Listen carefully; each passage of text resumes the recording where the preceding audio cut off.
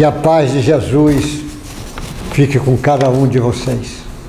A esta série, Atos dos Apóstolos, de Lucas, o Espiritismo e a Mediunidade.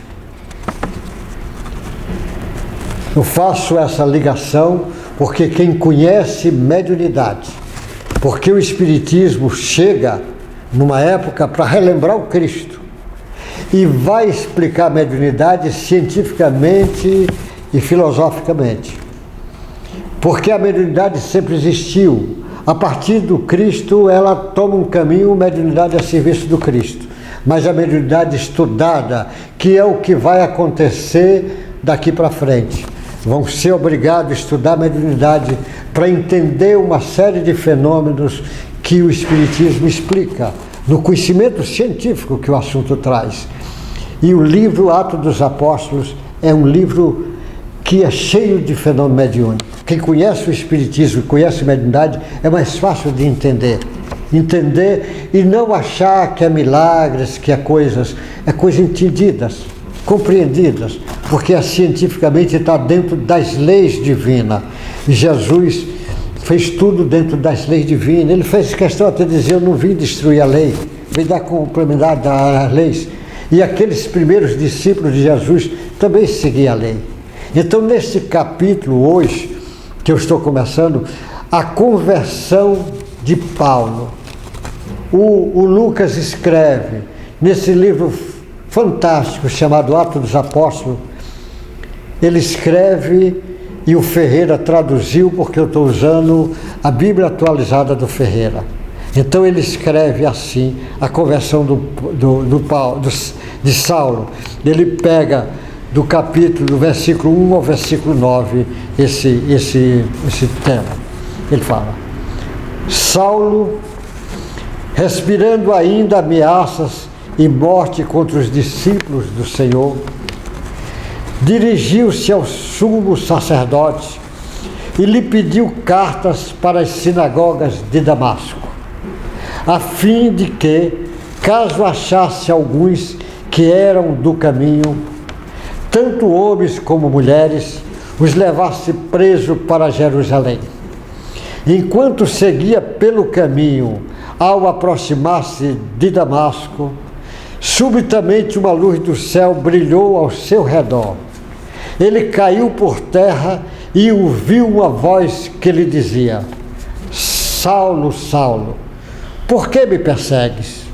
Ele perguntou: Senhor, quem é você?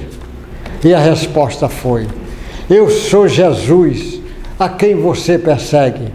Mas levante-se e entre na cidade, onde lhe dirão o que devo fazer. Os homens que viajaram com Saulo pararam emudecidos, ouvindo a voz, mas não vendo ninguém. E então Saulo se levantou do chão e, abrindo os olhos, nada podia ver. E, guiando-se pela mão, levaram para Damasco. Esteve 3 dias sem ver, durante os quais nada comeu nem bebeu. Sem sombra de dúvida, a conversão do Saulo é uma das coisas que chama muita atenção. Saulo, o nome dele era assim, Saulo. Depois você vai ficar conhecido como Paulo de Tarso, porque ele era de Tarso, a cidade de Tarso, que era uma cidade importante ali, naquela região. E ele então, a partir desse episódio, quando ele recupera tudo, que ele muda o nome de Saulo agora para Paulo. Ficou conhecido como Paulo de Tarso.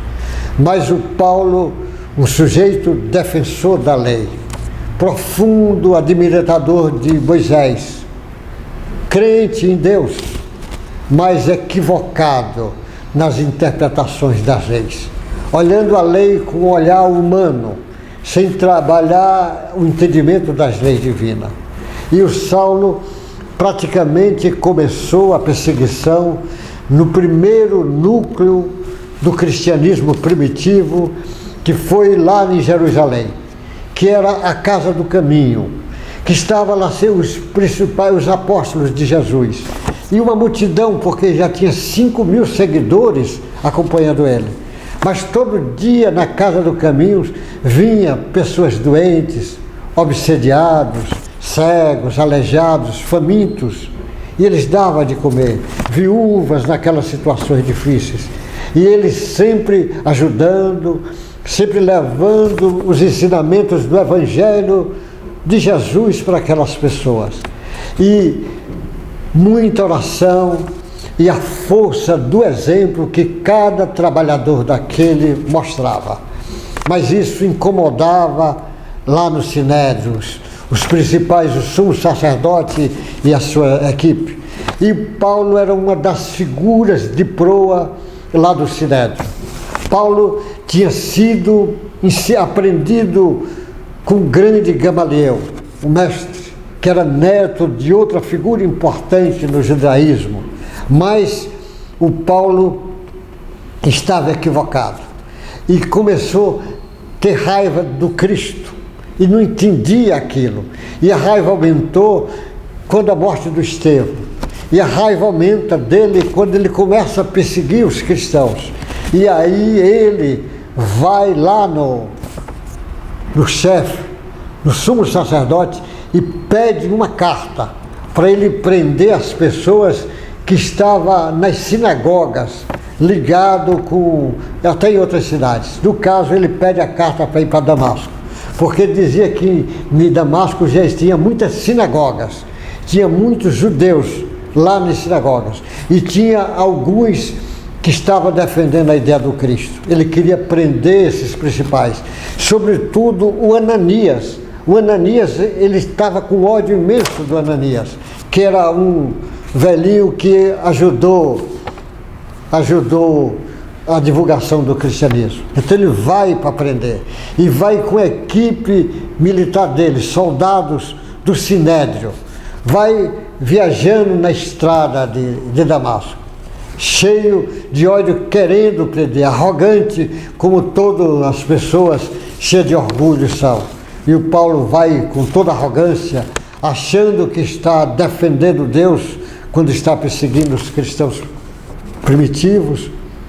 E lá, para um dado momento, aí ele diz, é assim que ele diz, e enquanto seguia pelo caminho, ao aproximar-se de Damasco, subitamente uma luz do céu brilhou ao seu redor. A luz era o próprio Cristo.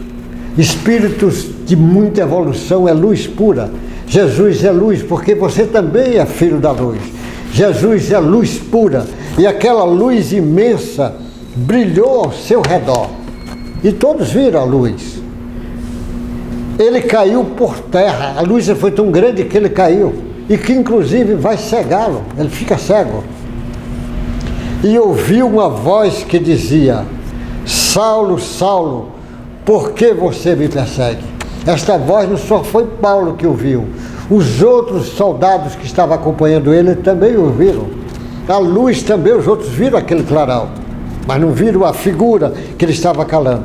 E ele perguntou, já no chão caído, ele perguntou: Senhor, quem é você? Ele está vendo aquele ser angelical.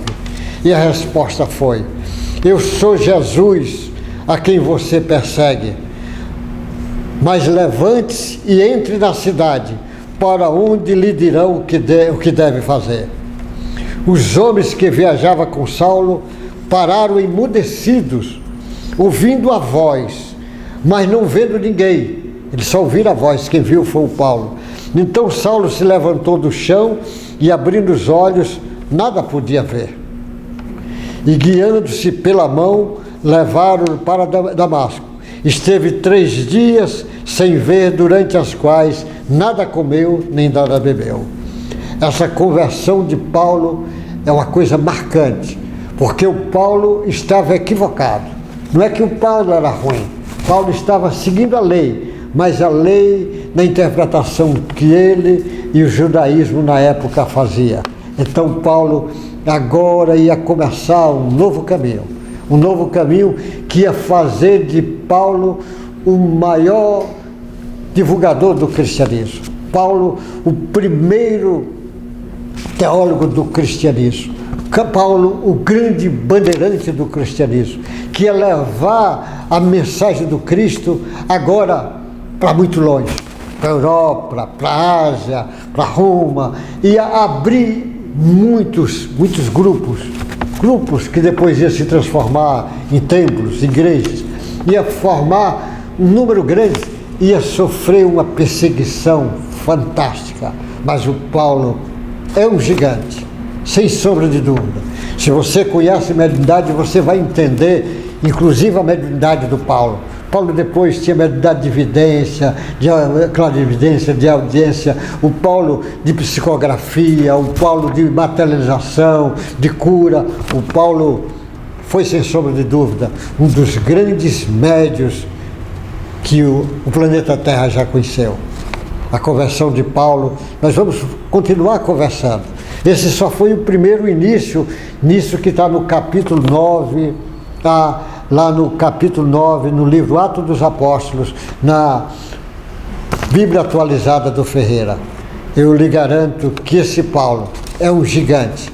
E hoje, sem sombra de dúvida, nós podemos bater continência para o Paulo, porque no início, talvez o Pedro e o Paulo foram os dois grandes gigantes naquele início. Que Deus te guarde, meu irmão, te abençoe, te proteja e que vá acordando o potencial imenso que você tem dentro de você, porque provavelmente você, mais cedo ou mais tarde, será um desses trabalhadores do Cristo, talvez mais rápido do que você imagina. Até o próximo encontro nosso.